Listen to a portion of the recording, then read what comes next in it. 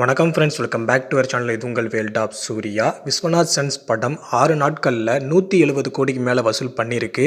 ஆக்சுவலாக ஏற்கனவே 4 நாட்களில் 150 கோடிக்கு மேலே வசூல் பண்ணியிருக்கு. அதை ப்ரொடக்ஷன் அஃபிஷியலாக சொல்லிட்டாங்க. அதை நீங்கள் ட்விட்டரில், இன்ஸ்டாகிராமில் பார்த்துருப்பீங்க. ஸோ இப்போதைக்கு 170, இன்னும் 2 நாட்களில் 200 கோடி வசூல் பண்ண போகுது. ஓவர்சீஸ்லையும் ஏபி அண்டு தெலுங்கானாலையும் ஈவன் கர்நாடகாலையும் விஸ்வநாத் சன்ஸ் படத்தோட வசூல் வேட்டை பயங்கரமாக போகுது. ஏபி அண்டு தெலுங்கானாவில் 50 கோடிக்கு மேலே இப்போ வரைக்கும் கலெக்ட் பண்ணியிருக்கு. ஆக்சுவலாக பார்த்தீங்கன்னா கருப்பு படத்தோட ஏபி அண்டு தெலுங்கானா பாக்ஸ் ஆஃபீஸை விஸ்வநாத் சன்ஸ் படம் கிராஸ் பண்ணி போய்கிட்டே இருக்குது. இது ஒரு மிகப்பெரிய கலெக்ஷன் அப்படின்னே சொல்லலாம். ஏன்னா தமிழ்நாட்டு மட்டும் இல்லாமல் அதர் ஸ்டேட்டில் இந்தளவுக்கு வெற்றி அடையும் அப்படின்னு யாருமே எதிர்பார்க்கல.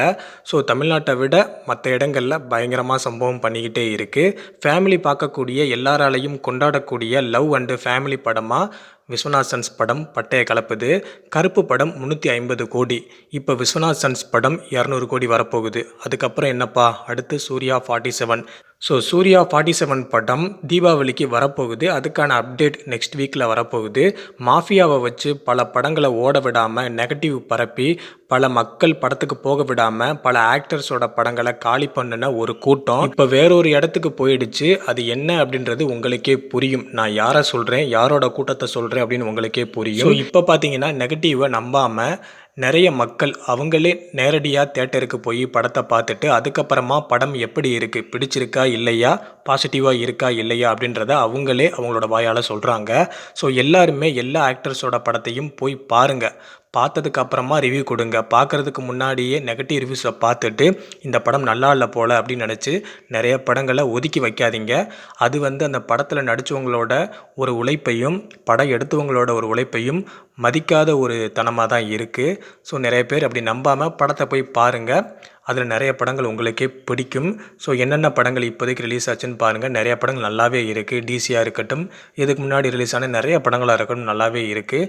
ஸோ விஸ்வநாத் சன்ஸ் இந்த படம் பார்த்திங்கன்னா ஃபேமிலி பார்க்கக்கூடிய ஒரு லவ் அண்டு ஃபேமிலி ட்ராமாவாக, எல்லாராலையும் பிடிக்கக்கூடிய ஒரு ட்ராமாவாக இருக்குது.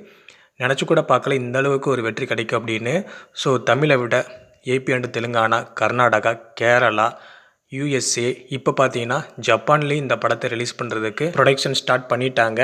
ஸோ இனிமேலும் நிறைய சம்பவங்கள் இருக்குது. ஸோ இப்போதைக்கு ஒரே வருடத்தில் 2 படங்கள் சூர்யா அண்ணா ரிலீஸ் பண்ணியிருக்காங்க. அதில் முதல் படம் 350 கோடி, இப்போ ஆல்ரெடி 150 கோடி, இன்னும் 3 நாட்களில் 200 கோடி, கிட்டத்தட்ட 500 கோடிக்கு மேலே இவரோட படம் ஓடி இருக்குது அப்படின்னே சொல்லலாம். இந்த மாதிரி ஒரு வெற்றி யாருமே கடந்த 15 வருடங்களாக பார்க்கவே இல்லை. அதற்கு இவரோட படங்கள் வெற்றியோ தோல்வியோ தவிர சில பல வேலைகளோட சம்பவங்களுமே இருக்குது. அதை பற்றி தான் நான் ஏற்கனவே சொன்னேன், மாஃபியா.